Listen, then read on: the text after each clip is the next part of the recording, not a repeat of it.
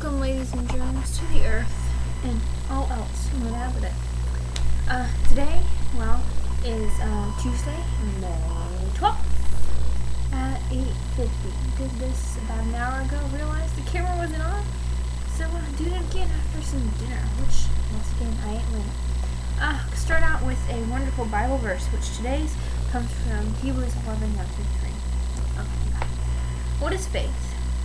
It is the confident assurance that what we hope for is going to happen.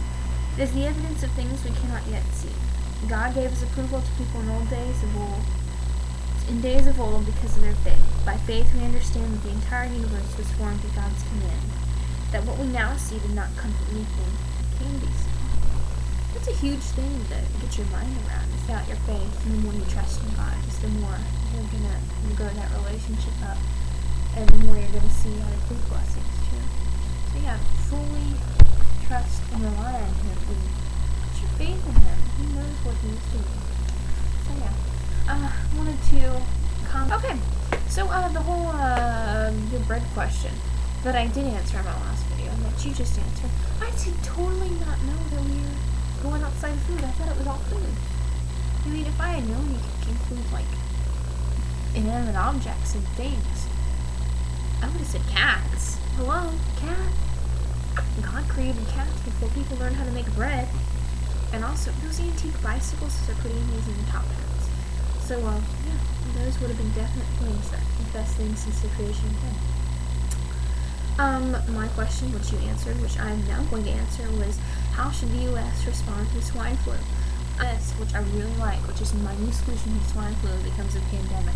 What we need to do is get 200 people right now, a mix of races, languages, ethnicities, whatever, just make sure it's really balanced. Religions, get half men, half women, make sure they are healthy. Seal them underground, and just in case we all die, they're going to repopulate the earth. There you go. That's how we're going to ensure ourselves and survive this swine flu. So yeah. Your question was, if I came with instructions, what would I say? Now, a lot of instructions come with pictures. Mine will have no pictures. I mean, if I did, it'd just be a smiley face and like a Bible. But my main guidelines, I'm going to call them my guidelines, because they really are. Feed and water 3 times a day. Must. Place in the bathroom soon as she wakes up, because otherwise she's going to go pee everywhere. Needs to do that. Buy accessories, especially music, cats, clothing, Converse, hair ties, soap, like soap. Scrub once daily, and fill room with kitchen wraps. Shower with love, add a pinch of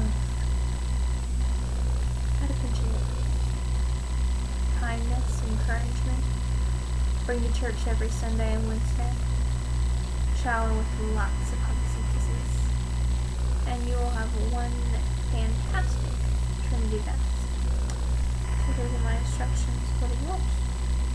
So my question for this week is, what do you think about that? Do you think it's going to work? What do you think of the whole stimulus package idea on, as a whole, the amount of money that's going out there? What do you think what percentage of that maybe do you think is going to get returned? So, yeah, share with me and anyone who may be watching what you think. So, yeah, I gave you a school survey, you answered those questions, and, true to Aaron form, you just reposted them. That's okay. So I'm going to answer them right now. Favorite thing I learned was how to work a sewing machine. I mean, second semester art, me trying to work a sewing machine, that was amazing. I was ecstatic, so accomplished. I was just tickled pink. And I made that loud noise. I got scared, and I could turn it. And everybody should learn how to sew and use a sewing machine. I think it's one thing you have to do. Me too. Am I satisfied with the efforts I put forth this year? Not at all. Not by any means. I mean, I started off pretty good. Was getting things done, managing my time well. About around after Christmas break, started falling back, started pushing back the deadlines and doing things before they were due, the night before they were due. So I'm not happy with that at all. I'm not satisfied with that. I think that next year I'm just going to have to manage my time better. T-shirt. Sound even more pathetic than you did. I have a 6-way tie. Sorry. First period, I have Coach Baker. I mean, you gotta love Coach Baker. He is sarcastic. He is serious at the right times, for me at the right times, and makes his teaching seem not like teaching. It's chock full of stories, chock full of sarcasm, and great moments. So love that. Bohan, Miss Bohan. Love it. Love the entire class, the atmosphere that she creates, the intense mood swings and ADHD that she has. She is always bound to make me smile. Hearing Miss Applin. I love Miss Applin. You know, she is one of those teachers who, if she makes a mistake, she is not afraid to admit it and not afraid to be correct in front of anybody. Very down to earth, very just wonderful, sweet, easy to talk to, and has this direct, simple teaching style that adults can understand truth. So yeah, I really like Miss Applin. 4th period, Miss Campbell. I think she is one of the sweetest ladies you will ever meet. So sweet. She really has a care for the Lord and her family and her children. She cares about her students. She wants to see all of us succeed and does everything in her power to make it that way. Has great conversations about life and about history, and is really just willing to help us out. So I really appreciate her.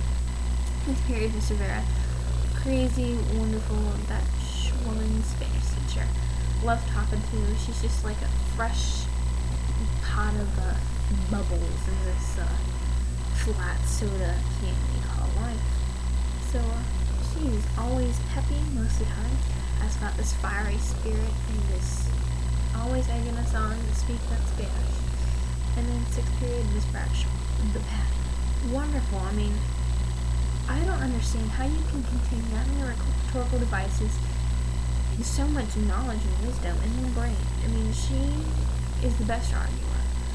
Is so supportive, but yet puts you down in a way that makes you want to learn more so you can fight back. I know that just sounds totally counterintuitive and contradictory, but it works. I mean, that she has made that classroom to where we can all communicate and talk with respect, and I think force, you know, I mean, not a domineering force, but like I'm confident about what I'm arguing about type of force, that I can go out there, I can put my view forth, and I can support it.